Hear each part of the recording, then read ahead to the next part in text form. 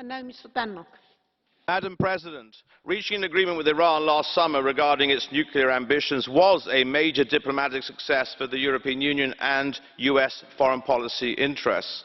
The combined sanctions regime proved very effective in putting pressure on the economy and resulted in bringing the Tehran regime and its electorate to the conclusion that the country needed to reform and a government that was willing to be able to engage with the West and negotiate a deal.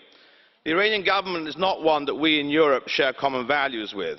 I too condemn its atrocious human rights abuses, including internationally banned juvenile executions, its sectarian politics, its development of a ballistic missile system, its interventionist regional policies in Syria, Yemen, Bahrain and Lebanon that are often counterproductive. These are differences that we should and will continue to voice our disapproval of, and to argue that the peoples of Iran deserve and are capable of better.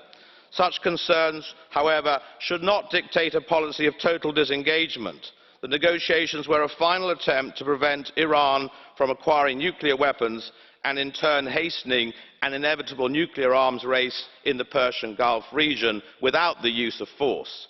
Many have argued that the military solution was and remains the one and only solution in the long term. The military experts have made it clear that such a policy would be hugely difficult to achieve without paying a huge personal price. This is nothing to say of the subsequent fallout, which I have no doubt would be very damaging politically in an already volatile region. This deal is only welcomed as a pragmatic one, and its rejection would play right into the hands of regime hardliners. It does not mean that we have reached the end of the road.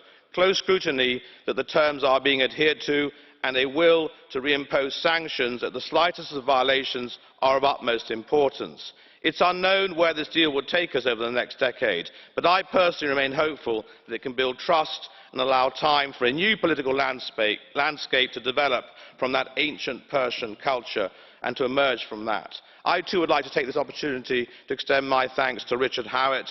We come from very different political families. We've disagreed on many things, Richard, over many years, but I too would like to wish you luck in the next chapter of your life. Thank you. And now Mrs. Schaake. Thank you, President, Commissioner and colleagues. It's been over a year since the nuclear deal was concluded, but of course it's better late than never to have the European Parliament's opinion as well. Our group welcomes the successful